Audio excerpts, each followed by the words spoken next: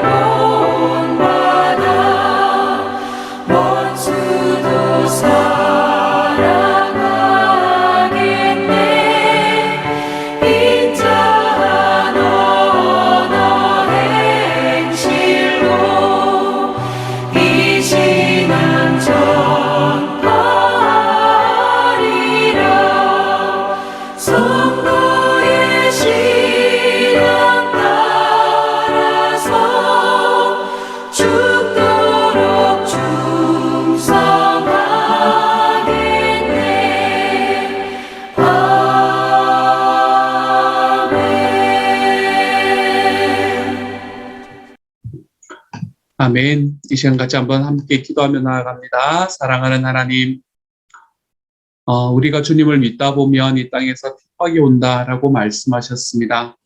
박해가 올 때에 하나님이여 우리 그 박해들을 이겨나갔던 우리의 선배님들, 우리 선배 성도님들의 본을 받아서 하나님 우리가 그 모든 박해들 속에서도 그 모든 핍박들 속에서도 하나님 이 땅에서 잘 견뎌낼 수 있는 하나님의 사람이 되도록 주님 도와주옵소서.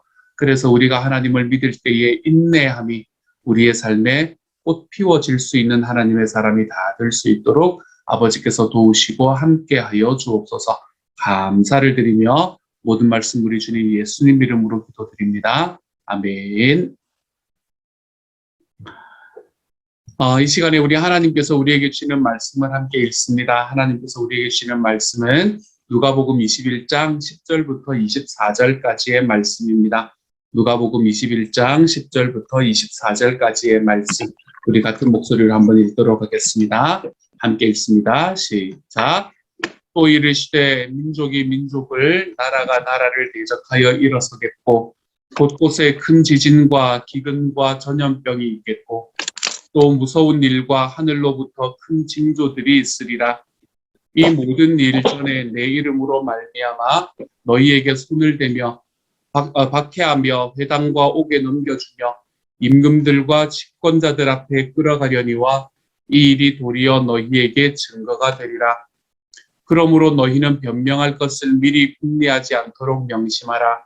내가 너희의 모든 대적이 능히 대항하거나 변박할 수 없는 구변과 지혜를 너희에게 주리라. 심지어 부모와 형제와 친척과 벗이 너희를 넘겨주어 너희 중에 몇을 죽이게 하겠고 또 너희가 내 이름으로 말미암아 모든 사람에게 미움을 받을 것이나 너희 머리털 하나도 상하지 아니하리라. 너희의 인내로 너희 영혼을 얻으리라. 너희가 예루살렘이 군대들에게 에워싸이는 것을 보거든 그 멸망이 가까운 줄을 알라. 그때에 유대에 있는 자들은 산으로 도망할 것이며 성 내에 있는 자들은 나갈 것이며 촌에 있는 자들은 그리로 들어가지 말지어다. 이 날들은 기록된 모든 것을 이루는 징벌의 날이니라. 그날에는 아이 벤 자들과 젖먹이는 자들에게 화가 있으리니 이는 땅에 큰 환난과 이 백성에게 진노가 있겠음이로다. 그들이 칼날에 죽임을 당하며 모든 이방에 사로잡혀 가겠고 예루살렘은 이방인의 때가 차기까지 이방인들에게 밟히리라. 아멘. 아멘. 좀 겁나는 말씀이죠. 말세에 관한 이야기이기도 하고 예루살렘이 멸망하는 때에 관한 이야기, 두 가지의 이야기가 함께 들어와 있는 그런 본문입니다. 오늘의 본문뿐만 아니라 어제의 본문에서부터 시작이 되었던 말씀이 오늘의 본문에까지 계속해서 연결되고 있는 것을 볼 수 있게 되지요. 이 이야기를 다시 한번 정리해 보도록 하십시다. 어떤 이야기인지. 이제 예수님께서 말세의 일들이 이런 일들이 일어난다라고 이야기를 하셨거든요. 어제 말씀에서. 근데 그렇게 이야기를 하시면서 그런 일들이 일어나기 전에 사람들이 너희를 먼저 체포하고 법정과 감옥으로 끌고 갈 것이다 라고 이야기를 하는 이야기로부터 시작합니다. 곳곳에 큰 지진과 전염병이 있겠고 무서운 일과 이 징조들이 막 생겨나는데 그 일들이 일어나기 전에 사람들이 너희를 체포하고 박해하고 그리고 법정과 감옥으로 끌고 갈 것이다. 세상이 굉장히 살벌해질 것인데 너희가 내 이름을 전한다는 이유로 모두가 너희를 계속해서 물어뜯게 될 것이다. 그래서 너희는 결국 증언석에 서서 증언을 하도록 요구를 받게 될 것이다. 너희는 그 일로 걱정하지 않겠다고 그렇지만 지금 결심하면 좋겠다. 내가 너희에게 말과 지혜를 줄 것인데 미리 궁리하지 않도록 내가 말과 지혜를 다 줄 것인데 너희를 고소하는 사람들 모두가 다 합쳐도 힘을 합쳐도 너희를 이기지 못할 날을 너희가 경험할 것이다. 너희가 이 날이 오게 되면 이제 말세가 오게 되면 예루살렘이 멸망하는 날이 오게 되면 부모와 형제와 친척과 친구들마저 너희를 이런 공회에 넘겨줄 것이다. 너희 가운데 일부는 죽임을 당하기까지 할 것이다. 나 때문에 너희를 미워할 사람이 누군지 지금은 아무도 모른다. 그렇더라도 너희의 몸과 영혼의 사소한 모든 것까지 심지어는 너희의 머리카락까지도 내가 보살펴 줄 것임을 좀 기억해라. 너희는 아무것도 잃지 않을 것이다. 그러니까 그대로 견뎌내라. 그것이 너희가 해야 할 일이다. 끝까지 견뎌내라. 그러면 너희가 결코 후회하지 않을 것이고 결국에는 구원을 얻을 것이다. 라고 이야기를 하시지요. 이 이야기를 제자들에게 주시고 난 다음에는 어떤 이야기를 하시냐면 20절의 말씀부터 예루살렘에 관한 이야기를 하고 계십니다. 군대가 예루살렘을 둘러친 것을 너희가 보는 때가 올 것이다. 그때가 되면 너희는 예루살렘의 멸망이 가까워진 줄을 좀 알아라. 그때에 너희가 유대에 살고 있거든 산으로 달아나라. 도시에 만약에 있거든 그 도시에서 빨리 빠져나가라. 밭에 나가 있거든 이 겉옷을 가지려고 집에 돌아가지 마라. 왜냐하면 그날은 징벌의 날이기 때문이다. 그날에 대해서 기록된 것이 다 이루어질 것이다. 특별히 임산부들과 젖먹이는 어머니들이 힘이 들 것이다. 끔찍한 고통, 맹렬한 진노가 너희에게 쏟아 부어질 것이다. 그때에는 사람 목숨이 파리 목숨이 될 것이다. 사람들은 다 감옥으로 끌려갈 것이고 나라들은 이 일을 끝낼 때까지 예루살렘이 이방인의 발에 짓밟히게 될 것이다. 굉장히 좀 무섭고 두려운 그리고 굉장히 무거운 말씀으로 오늘의 이야기가 끝이 납니다. 이렇게 예수님께서는 두 가지에 관한 이야기를 하시는 것 같습니다. 어쩌면 이 두 가지 이야기가 하나로 연결이 되는 이야기인지도 모르고요. 마지막 날에 어떤 일이 일어나는가, 그리고 예루살렘이 멸망할 때는 어떤 일이 일어나는가? 이 두 가지에 관해서 이야기를 하고 있죠. 예수님께서 말일에 일어날 일, 말세에 일어날 일 중에 하나로 박해에 관한 이야기를 하고 계십니다. 실제로 오순절 이후에 예수님을 전파했던 사도들은 공의회에 넘겨지기도 하고 그리고 감옥에 갇히기도 하고 또 매를 맞기도 하고 그들은 순교하며 죽기도 했었지요. 아마 처음에 사도들은 이 예수님의 말씀이 어떤 의미인지를 잘 몰랐을 겁니다. 그런데 자기에게 그러한 상황이 닥치자 예수님이 말씀하신 것은 이런 의미였구나라는 것을 깨닫게 되었을 거예요. 사도행전을 바라보면 사도들은 박해를 받으면서도 두려워하거나 낙심하지를 않았습니다.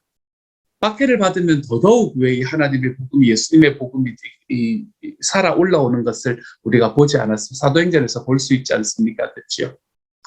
이 제자들은 예수님의 이름을 전파하지 말라는 협박 앞에서 내가 하나님의 말씀을 들으랴 사람의 말을 들으랴 라고 반문하면서 예수님을 더욱더 담대하게 전했던 사람이 되었지요.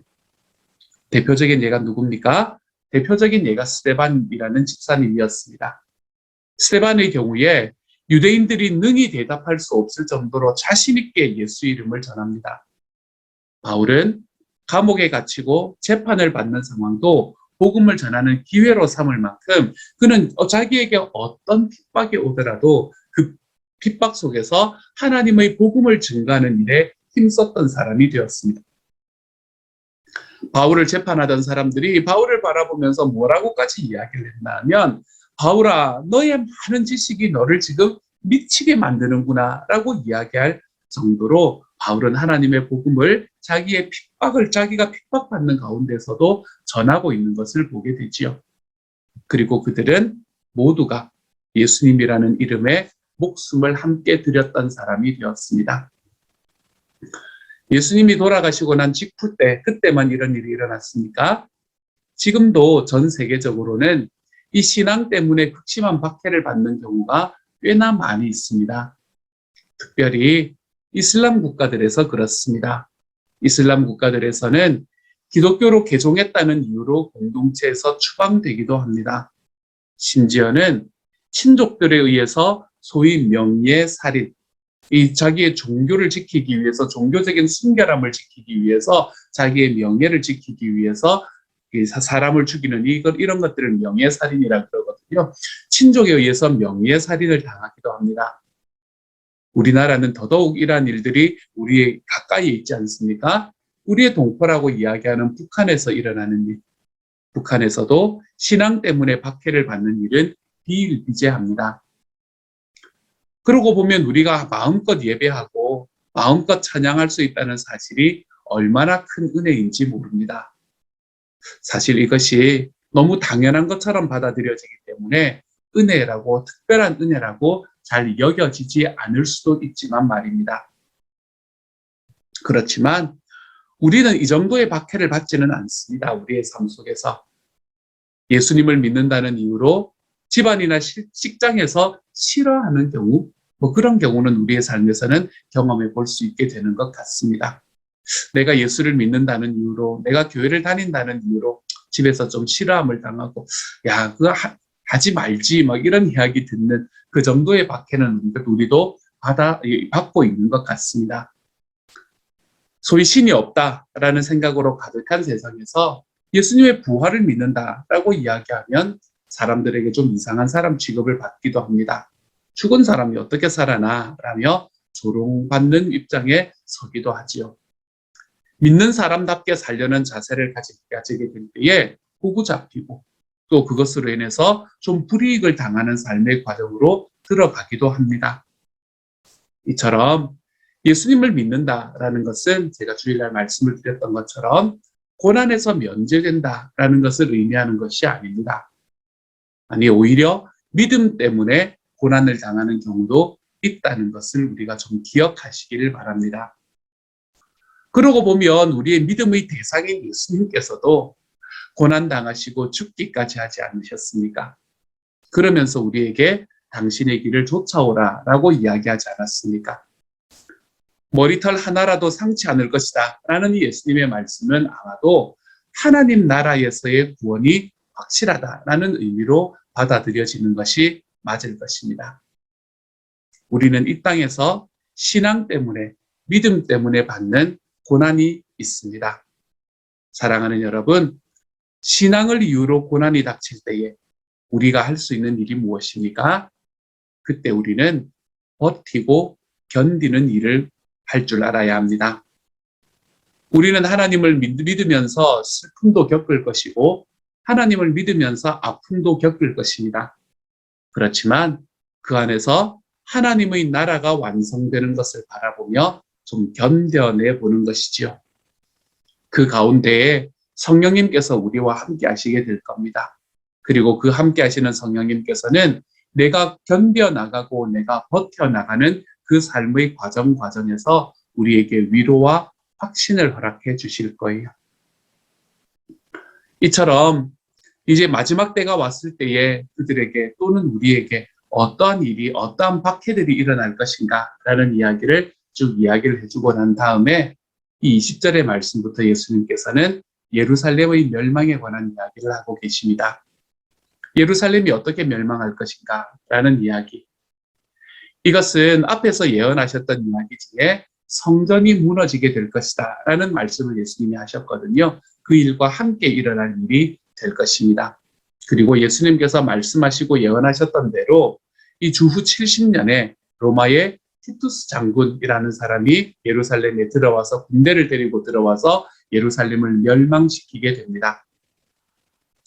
유대의 역사가 중에서 이 유대의 역사를 굉장히 많이 기록한 사람, 이 사람이 아니면 우리가 유대의 역사 중에서 많은 부분들을 잊어버리게 되었을 것이다 라고 평가를 받는 이 요세푸스라는 사람이 있습니다.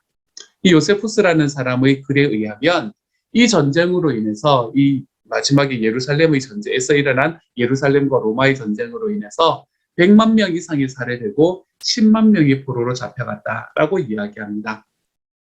요세푸스의 글은 이 과장법이 좀 있기도 합니다, 여러분. 그래서 좀 과장되었다라는 견해도 있기는 하지만 어쨌든 굉장히 많은 사람들이 죽고 잡혀갔던 것은 사실인 것 같습니다. 성내는 불로 물들었고 그리고 피바다를 이루었다고 합니다. 이러한 날 속에서 여러분 이 임산부와 젖먹이는 아이를 둔 어머니들, 이분들이 얼마나 힘이 들었었을까요? 그냥 자기 몸 하나 건사하기도 힘든 시절에 이 둘을 모두 다 건사해야 되는 상황이었으니 이들에게는 더욱 끔찍한 날이 아니었을까요? 왜 70년에 이렇게 예루살렘이 멸망하게 되었을까? 당시 그보다 4년 전인 주후 66년부터 이스라엘의 소위 말하는 열심당이라는 사람은 자기의 민족의 독립을 위해서 애쓰던 사람이었습니다. 그리고 무장투쟁을 감행하던 사람들이었어요. 그래서 열심당의 무장투쟁의 반란이 있었기 때문에 이 그리스도인들은 예수님의 예언이 실현될 것으로 미리 생각하고 그것을 떠올리게 되었습니다. 예수님의 이 말씀을 떠올리게 되었어요. 그래서 그리스도인들은 그때 당시에 70년의 로마 군대가 몰려 들어왔을 때에 요단강 건너편에 있는 펠라라는 산지로 이렇게 피신해어 있었다라고 이야기를 합니다. 그래서 그리스도인들은 대체로 큰 화를 면해요. 하지만 유대인들에게는 굉장히 안 좋은 인식을 받게 되었지요. 왜 그럴까요? 그렇지요. 전쟁이 일어났는데 예루살렘을 버리고 도망갔다는 이유로 그들은 별로 좋지 않은 평가를 받는 사람들이 되었고 유대인과 그리스도인들과의 골은 점점점 깊어지는 때가 되었던 것. 그게 바로 이렇게 예루살렘이 멸망할 때 일어났던 일들 중에 일부였습니다. 하나님의 이름이 있던 주님께서 자기의 이름을 두셨던 그 예루살렘이 성전과 함께 무너진 것, 이것은 이 이스라엘 백성들에게는 굉장히 큰 비극이었습니다.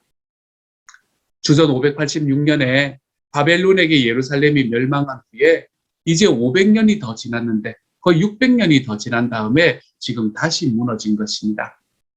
그리고 이때 무너지고 난 다음 1948년에 유대인들이 다시 모여서 소위 지금 있는 이 이스라엘을 건국할 때까지 약 1900년 동안을 나라 없는 민족으로 떠돌게 된 것이 유대인들의 역사가 되어갔지요.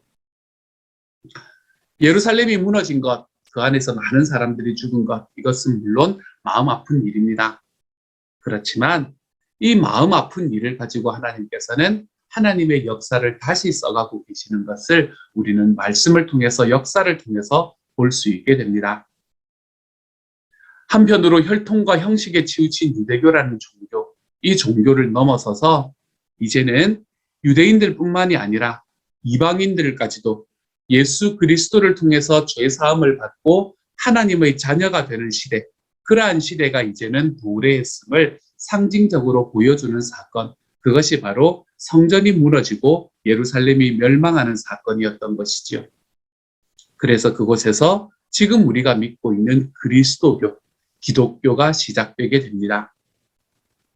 이 사건으로 인해서 새로운 시대가 열리게 된 것입니다. 정말 아픈 일이었겠지요, 그렇죠? 하지만 이렇게 아프고 어려운 삶의 경험을 통해서 하나님께서는 새로운 삶을, 새로운 시대를 열어가시는 분이 바로 우리 주님이십니다. 이제는 혈통이나 행위로서가 아니라 오직 믿음을 통한 하나님의 은혜로 구원을 받는 시대로 우리는 들어갈 수 있게 되었습니다. 사도 바울도 이제는 우리가 더 이상 육체의 할례를 받는 것이 중요한 것이 아니라 마음의 할례를 받아야 된다라고 이야기하며 겉모습이 아니라 속 사람이 유대인이어야 진정한 유대인이다라고 이야기를 하고 있는 것을 우리는 사도 바울의 말씀을 통해서 볼 수 있게 되지요. 그러므로 이렇게 정말 아프고 힘든 일을 넘어서서 이제 완전히 새로운 시대, 예수님을 믿을 수 있는 하나님의 자녀가 될 수 있는 새로운 시대로 들어간 이 시대를 살아가는 저와 여러분은 얼마나 복된 사람입니까?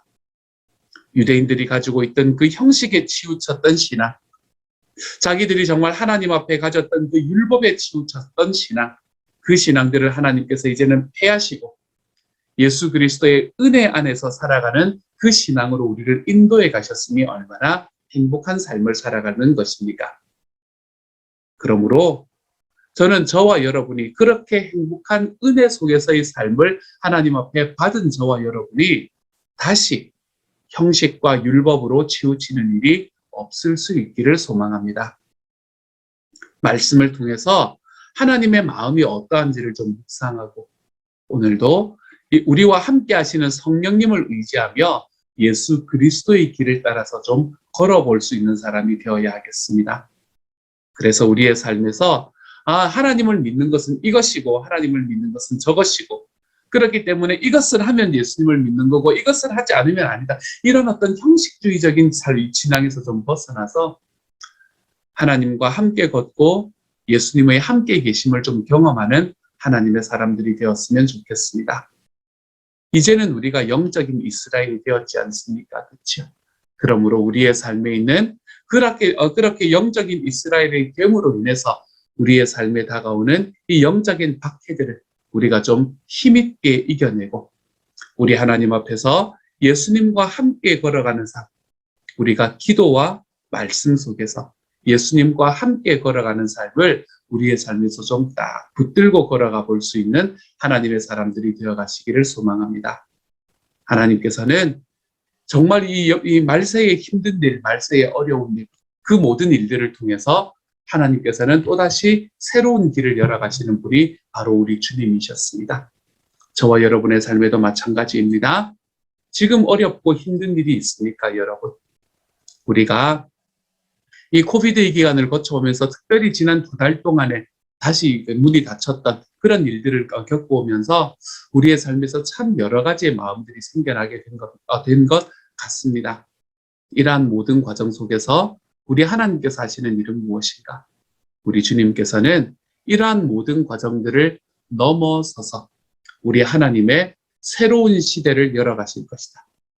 그러므로 우리가 이 새로운 시대에 합당한 사람으로 지금의 삶을 좀 견뎌내었던 것처럼 앞으로 우리 주님께서 우리와 함께 열어가실 이러한 새로운 시대에 우리 주님의 사람으로 반듯하게 서 있을 수 있는 하나님의 사람이 되어가기를 소망합니다. 우리가 주님 앞에 이러한 소망으로 나아갈 수 있기를 우리 주님의 이름으로 축복합니다.